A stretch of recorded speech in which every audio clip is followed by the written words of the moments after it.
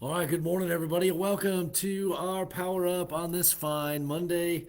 Hopefully, you are doing well wherever it is that you are tuning in from. Thank you so much for being on and being a part of our devotion this morning, this afternoon, this evening, whatever it is that you are watching. I would encourage you, if you're just now jumping on, hit that share button real quick. And we'll get started here in just a moment, but hit that share button so that everybody knows, hey, we're going for it. And so your friends on Facebook, YouTube, wherever it is, they can know that we are ready to go. And so hit that share button real quick. We're going to be in Daniel chapter number 9. Daniel chapter number 9. Hope you had a good day, a good weekend, a great day in church. Hopefully you had that this past Sunday. We had a wonderful time in the Lord's house, wonderful time of worship, wonderful challenges from the Word of God, and excited about that. Let's go ahead. We're going to look at Daniel chapter number 9 today, down in verse number 20. You remember, Daniel has been praying to the Lord.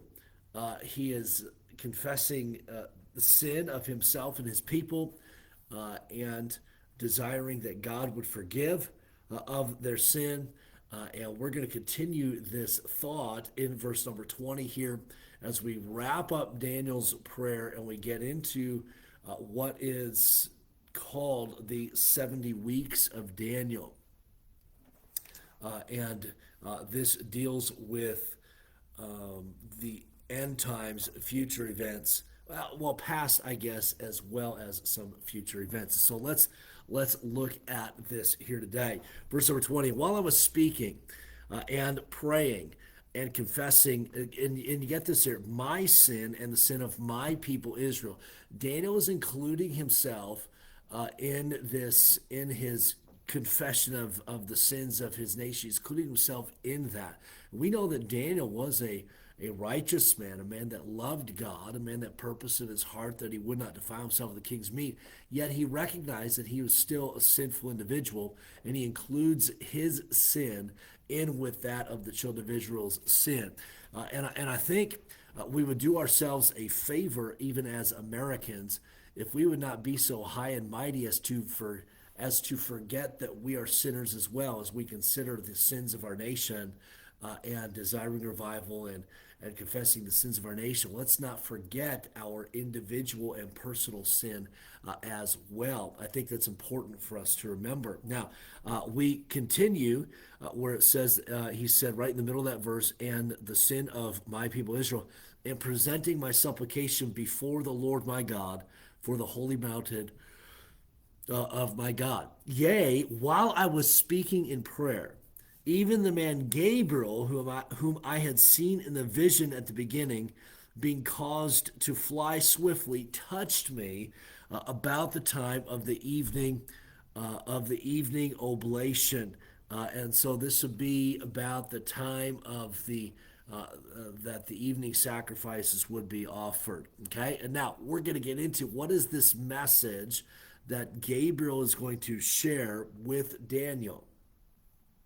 And he informed me and talked with me and said, O Daniel, I am now come forth to give thee skill and understanding.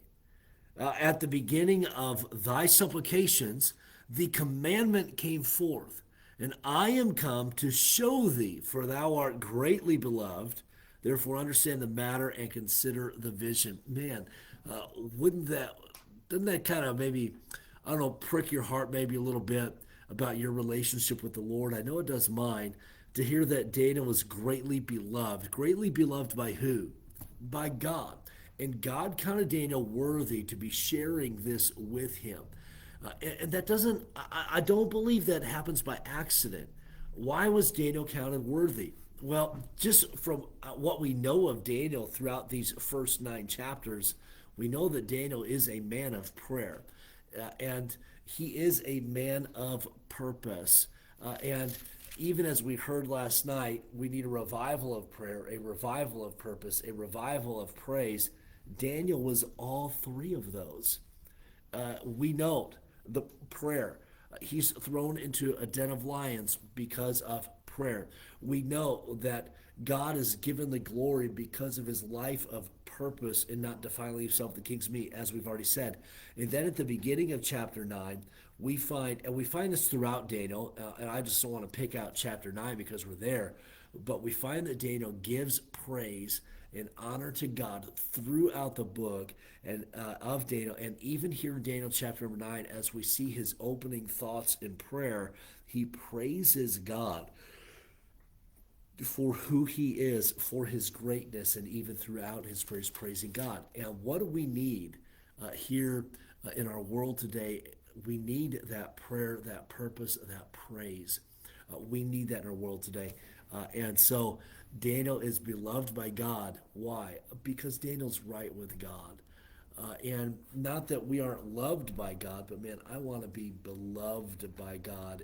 And that just means my relationship is right with him. And so, man, we need to check our prayer life, check our purpose, check our praising of him. Those are good indicators of where we're at spiritually. Now, let's continue. Verse number 24.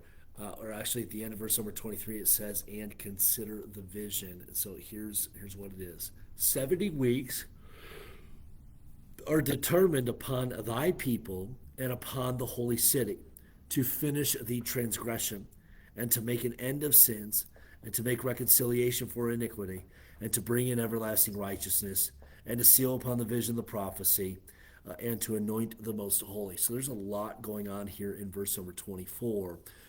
There's really 6 different things that are mentioned here that are going to happen during these 70 weeks.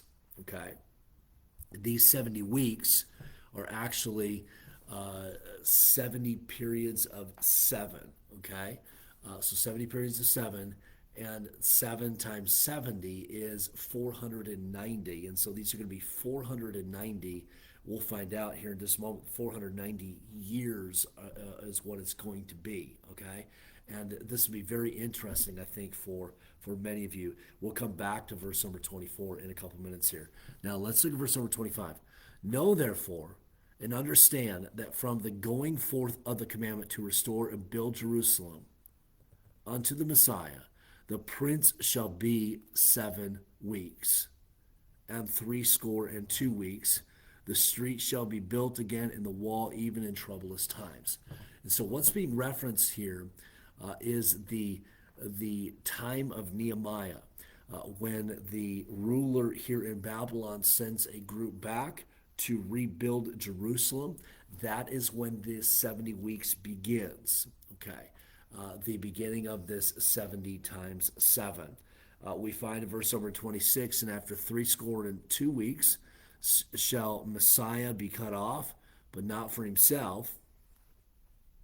And the people of the prince that shall come shall destroy the city and the sanctuary, and the end thereof shall be with the flood.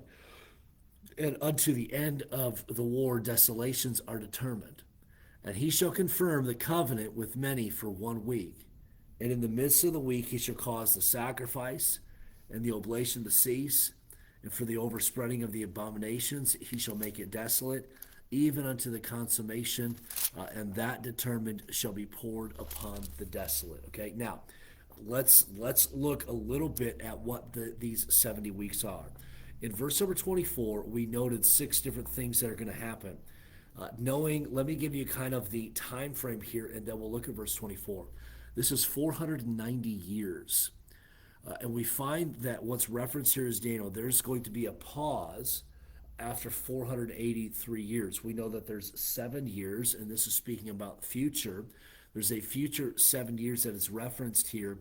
It says in verse number 27, he shall confirm the covenant with many for 1 week, okay?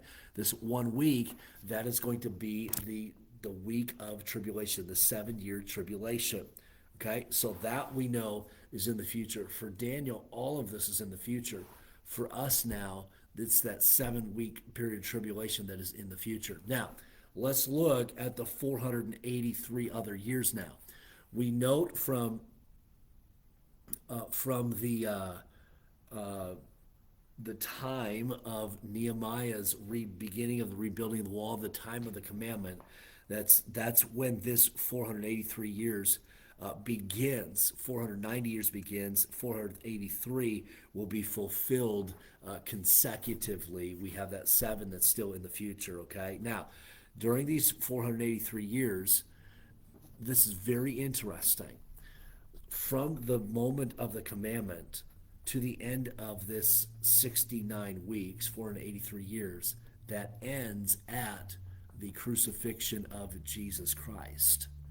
And so the religious leaders, the scribes, as they would read this, study the scriptures, they should have known the time, the day, the year that Messiah would be cut off, or the Messiah would die. Now, I want you to know what's mentioned here in verse number 24, okay? It says, 70 weeks are determined upon thy people and upon the holy city. Now look at what happens, 70 weeks, to finish the transgression, to make an end of sins, to make reconciliation for iniquity. Okay, what is all of that pointing to? That's pointing to the sacrifice of Messiah, a reconciliation for iniquity. That's only found in Jesus Christ. To finish the end of the transgression, to make an end of sins, that's Messiah. Now, you think about this. What has Daniel been praying? Daniel has been praying specifically for Israel, and God is now answering Daniel's prayer here and saying, okay, the end of sin, the end of, or the reconciliation for iniquity, the finishing of the transgression, hey, that's going to happen now. 70 times 7, 490 years. In year 483, Messiah will be cut off. The sacrifice will be made. There will be an end to sin. There will be reconciliation. That's incredible to read about. It says, and to bring in everlasting righteousness, and to seal upon the vision and prophecy, and to anoint the most holy. And so the religious leaders, those that studied the scriptures, could have known, should have known the year that Messiah would be cut off, and they should have been looking for the signs pointing to the Messiah being cut off. And we were think about this. And we'll look at this next Sunday night. And I hate to let the cat out of the bag right now, but we'll look at it maybe a little bit more Sunday night. But you remember when the wise men came into Jerusalem, searching for the Messiah, that the babe that would be born. Okay, they went in, and who is it that they talked to? They talked to Herod. And while they're talking to Herod, it's revealed why they're there. They're searching for the Messiah, a Messiah that's going to be born in Bethlehem. And you remember what Herod does? Herod calls the religious leaders, the other wise men there in Jerusalem, if you will, and says, hey, what's the word about this Messiah? And you remember what the religious leaders do? They don't declare ignorance. They say, the scriptures say, and I'm paraphrasing, that a Messiah will be born in Bethlehem. And yet, who are the ones that believe this Messiah would be born? It's the wise men. And it's King Herod. King Herod, you remember what he does? He sends his army into Bethlehem and has all of the children killed. All the babies killed, the toddlers killed. And what do the religious leaders do? They're nowhere to be seen. They're not in Bethlehem. They're not waiting for the Messiah. Why? Because they're not right with him. And so they missed Jesus being born, although they knew where he was going to be born. And the signs indicated that he was born then, right in that time period. They could have been there at the manger, and then they could have even predicted how long his life would be, because in the mathematics of this, the 483 years, we find that they could have accurately predicted that in AD 33 that Jesus, the Messiah, was going to be killed. It's incredible in these 483 years, and yet they missed it. And so I want to encourage you. We read this, and man, it's exciting to think about the mathematics of this a little bit. 483 years that Jesus was crucified, the Messiah was crucified for our sin, and the way to heaven paid through Jesus' blood. And now we've got 7-year tribulation. And I'll be honest with you, as you read other parts of the scriptures, it would appear that we're living in these end times now. Now, we don't know the day, the hour, the year when Jesus will return and rapture us out, but it could be today. Are we ready? Are we ready for the rapture? Are we ready to be taken out? We find here, just in verse number 27, I know we've gone really long today, but look down now at verse number 27. We get a glimpse into this tribulation time period. It says that he shall confirm the covenant with many for 1 week. Who's the he shall confirm? That being the Antichrist.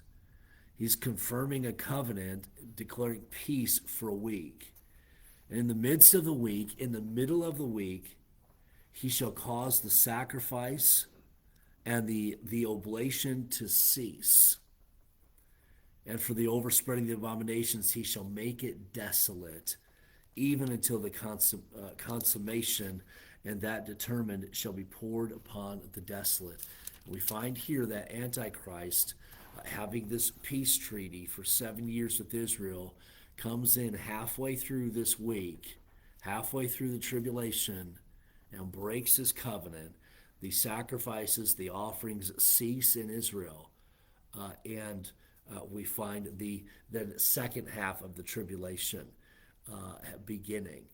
And so they have the 3.5 years of peace in the tribulation, obviously God's judgment, but then we have 3.5 years of warfare, if you will, and no peace and God's continued judgment. So that is yet to come. The challenge for us is, hey, we need to be that, and I say it often, we need to be that faithful witness, that faithful testimony of Jesus Christ, because Jesus is returning, and God is going to judge the earth, and things are going to be horrible during that tribulation time period. And so, hey, let's be faithful. Let's remain faithful. All right, thank you for joining me today for our Power Up. I know we went a little bit long here this morning, but hopefully it doesn't throw your schedule off too much this morning. Hit that share button if you haven't already done so. Let's welcome those who have commented live. Cliff and Karen, good morning to you both. Hope you guys have an awesome day. Brian and Cindy, good morning to you both. Have a great day. Jake, good morning to you. Glad to have you on. And I echo the comment there. It was a phenomenal day in church, very convicting, very moving, and it's great to see God speaking to the hearts of his people, my heart included, and that was encouraging. Ingrid, good morning to you. Love you and have a great day. Charlie and Marcia, good morning to you both. Hope you guys have a great day as well. And then Ruth, good to have you on this morning. Hope you have a wonderful day. Lord bless you all. We'll touch base again tomorrow morning. Have a great day, everybody.